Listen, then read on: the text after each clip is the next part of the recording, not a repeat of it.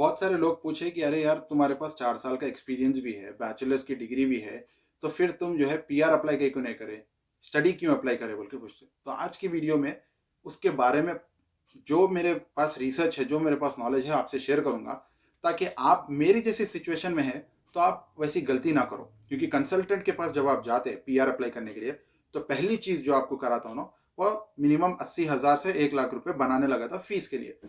बाद में प्रोसेस के साथ साथ आपको यानी प्रोसेस में रहते रहते मालूम होता कि मैं इससे बेटर था कि स्टडी अप्लाई कर लूँ, इस वजह से कि मेरे को पीआर मिलना इसमें मुश्किल हो जाता बोल के। तो चलिए इस वीडियो को शुरू करते हैं। तो देखिए, इनिशियली जो मेरा प्लान था वो पीआर अप्लाई करने का ही था, और मैं उसी के बारे में रिसर्च कर रहा था। और जब मैं कंसल्टेंसीज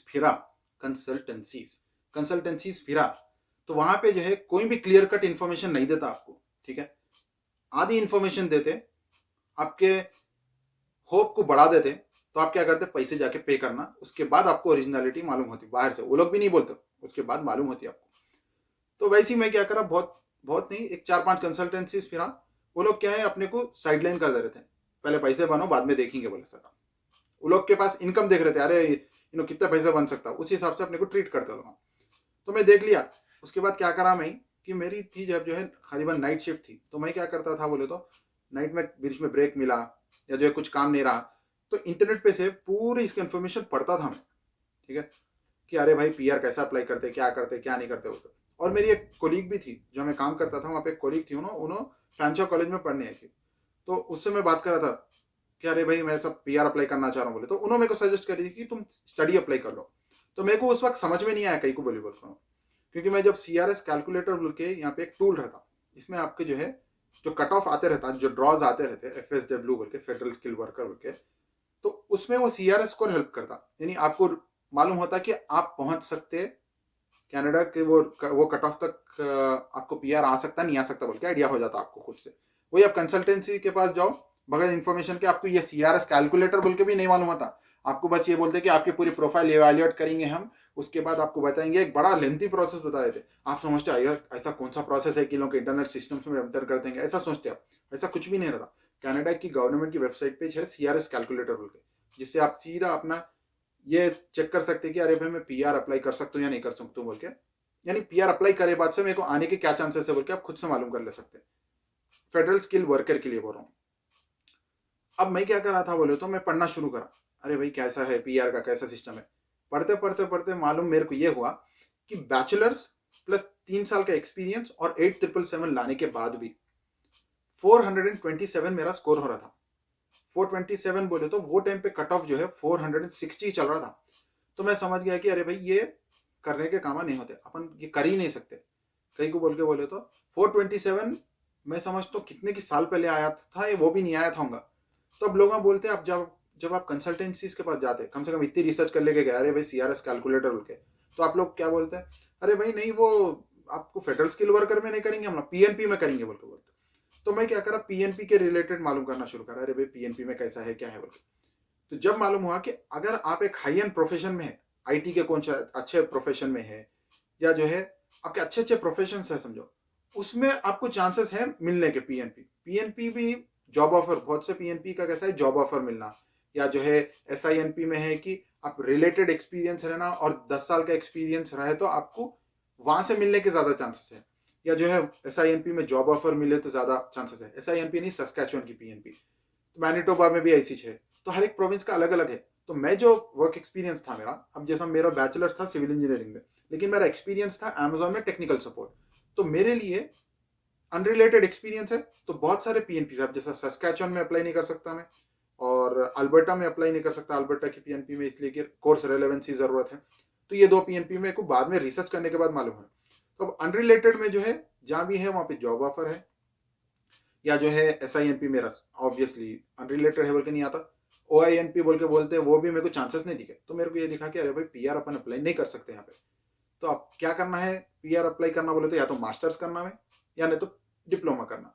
तो वहां पे एक डिप्लोमा करके फिर उसके बाद करे तो भी 450 हो रहा था स्कोर, तो भी इम्पॉसिबल है। अब 1 साल लगा के डिप्लोमा करके 8777 लाइव बाद भी 457 हो रहा, जो कट ऑफ नहीं आ रहा। तो इतनी मेहनत करके फायदा क्या। फ्रेंच सीखिंग का सोचा, फ्रेंच जो है ऑब्वियसली सीख सकता बंदा, लेकिन एक तो टाइम कंज्यूमिंग है, दूसरी चीज क्या है बोले तो एक नई लैंग्वेज सीखना उतना आसान नहीं है, ठीक है, उतना आप एक फोकस्ड रहना पड़ता, तो वो भी ऑप्शन चलेगा। अब मास्टर्स है, अब मैं पढ़ के 4 साल हो गया था और अनरिलेटेड जगह में काम कर रहा था, अनरिलेटेड जगह काम कर रहा था मैं, यानी मेरे प्रीवियस एजुकेशन के हिसाब से।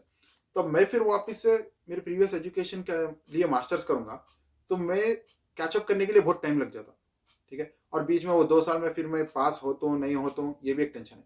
तो मैं क्या सोचा, बोले तो सही बात है, वो जो मेरी दोस्त बोली थी कि अरे भाई तुम स्टडी अप्लाई कर लो, तो मैं क्या करा, बोले तो स्टडी अप्लाई करने का सोचा। इस वजह से, क्योंकि अब यहाँ पे अगर मैं एक डिप्लोमा भी करूंगा तो मेरा वही स्कोर 477 चले जाता। एक डिप्लोमा करा तो सिर्फ एक ही साल का डिप्लोमा भी करा तो मैं 477 मेरा चले जाता स्कोर, मेरे प्रोफाइल के हिसाब से बोल रहा हूँ। अब जो बैचलर्स के हैं वो लोग को भी मालूम रहता कि कितना, यानी मेरे साथ bachelors plus 3 years of work experience जिसके पास है वो लोग रिलेट कर सकते हैं उससे। अब उसके बाद कैसा है कि अब यहाँ पे अगर पीआर भी है समझो, तो पीआर का कैसा है, अगर मैं मास्टर्स कर लूँ ना, तो मास्टर्स के लिए तो 480 के ऊपर चले जाता, लेकिन 8777 लाना पड़ता। तो अब यहाँ कैसा है, 1 साल का कोर्स करे तो 1 साल का वर्क परमिट मिलता, 2 साल का करे तो 3 साल का मिलता, या 1+1 कोर्स करे तो भी आपको 3 साल का मिलता।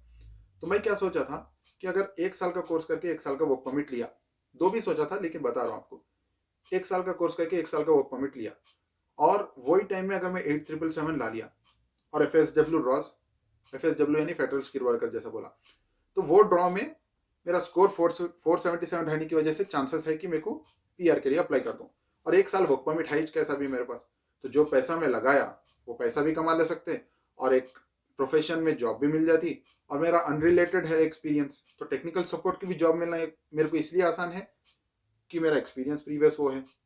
अगर मैं सिविल इंजीनियरिंग में रहता था, सिविल इंजीनियरिंग की जॉब भी मिलना आसानी है, लेकिन मेरे पास एक एक्सपीरियंस नहीं है, मैं आउट ऑफ द फील्ड हूँ, और मेरे को फिर इमिग्रेशन का एक स्टेटस भी रहना है। तो इस वजह से मैं क्या करा, बोले तो स्टडी अप्लाई करेंगे, एक तो अपने को स्किल भी आती है, ऑब्वियसली पढ़ाई करे तो एक अच्छा भी रहता, और लेट्स से मैं अगर लॉन्ग टर्म में बाहर वापस भी जाना बोल के सोचा, ऑब्वियसली मैं दूसरी जगह जाना बोल के सोचा, यहाँ पे सिर्फ जो है पढ़ाई के लिए कमाने के लिए बोल के सोच के जाया था मैं पहले से, सेटल होना बोले सर का ऐसा फिलहाल के लिए तो नहीं सोचा, मे बी, यानी उस टाइम की बात बता रहा हूँ, अभी के नहीं बताऊंगा, उस टाइम की बात बता। अब मैं जब स्टडी के लिए प्लान करा था तो वो टाइम पे ऑब्वियसली लोअर मिडिल क्लास वाले के लिए इतना ज्यादा पैसा घर पे लगाओ बोलना भी एक बहुत बड़ी बात है, ठीक है, 8 लाख फीस है, 6 लाख जीआईसी का है, तो 14-15 लाख रुपए एक बच्चे के पीछे कौन लगाता, हम लोअर मिडिल क्लास में कोई भी नहीं लगाता। जाओ बाबा तुम जाके जो है सो जाओ जरा खामोशी से, बहुत खावा देख लिया बोल के बोल देते, ऐसे ही बोलते हैं हम लोअर मिडिल क्लास के ना, हमारे को तो ऐसे ही बोलते हैं।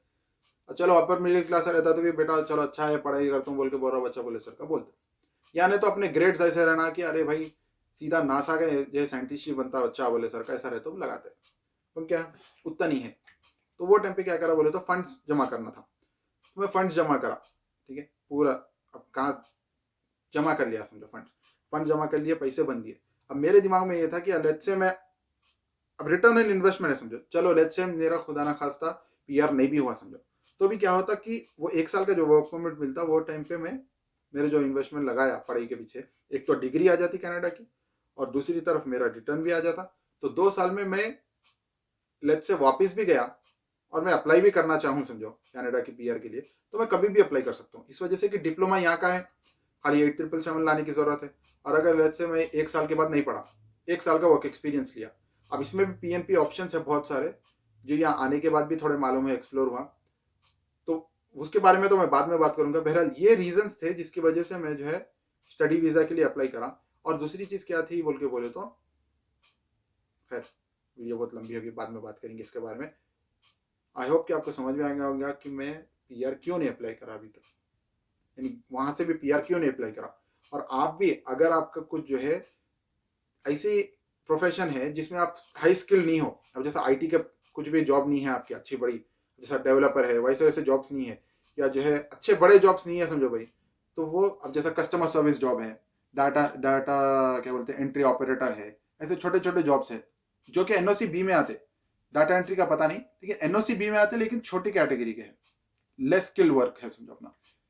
तो वैसे लोगों को बोलूंगा कि वहां पे इंतजार मत करो, अगर आपको स्टडी ऑप्शन है तो स्टडी ऑप्शन अप्लाई करो, बेस्ट है आपके लिए। थोड़े पैसे जाते लेकिन आप सेफ साइड रहते, कनाडा एक तो एंटर हो जाते आप जल्दी, दूसरी चीज़, आप यहाँ की रियलिटी क्या है देख लेते हैं। आपका इन्वेस्टमेंट वापस आया था, आपके पास डिग्री रहती है, फिर आप पीआर के लिए अभी नहीं, यहाँ से 10 साल के बाद भी अप्लाई करना चाहे तो अप्लाई कर सकते हैं आप। ये आपको एक बेनिफिट है। अगर लेट्स से मैं वापस गया और सिविल इंजीनियरिंग में एक्सपीरियंस लिया और यहाँ वापस आया, तो सिविल इंजीनियरिंग में मैं स्टार्ट कर सकता हूँ अपने करियर। नहीं, अगर मेरे को नहीं ये इसमें ही करना है, आगे चल के मैनेजरियल पोजीशन पे पहुंचना है ये फील्ड में बोले, तो वो भी कर सकता हूँ। तो ये चीज़ है, अनरिलेटेड एक्सपीरियंस वालों के लिए भी है।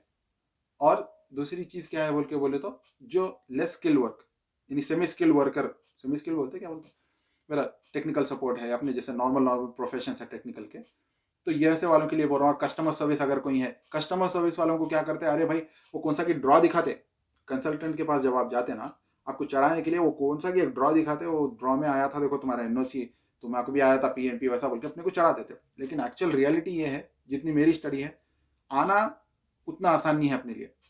खुसूस technical support, customer service, FSW draw में अगर आप मास्टर्स करके हैं वहाँ पे और आपके पास 3 साल का टेक्निकल सपोर्ट है, 8777 अगर आप ला सकते, तब बोलूंगा मैं कि आप वेट करो, पीआर डायरेक्ट अप्लाई कर सकते। लेकिन क्योंकि एफएसडब्ल्यू में कैसा है कि अनरिलेटेड एक्सपीरियंस भी आपको चल जाता, लेकिन अगर आप कस्टमर सर्विस हैं तो आपकी कैटेगरी सी आती, एनओसी सी आती, तो जो एफएसडब्ल्यू के लिए एलिजिबल नहीं है।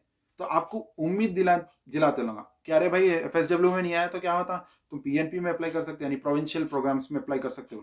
तो ये उसमें मत आ जाओ। आप सी में है तो या तो वर्क परमिट अप्लाई करना डायरेक्ट वहां से, जिसका मेरे को आइडिया नहीं है तो मैं कुछ नहीं बोल सकता, या नहीं तो आप स्टडी पे आना। ये मेरी सजेशन भी है आपको।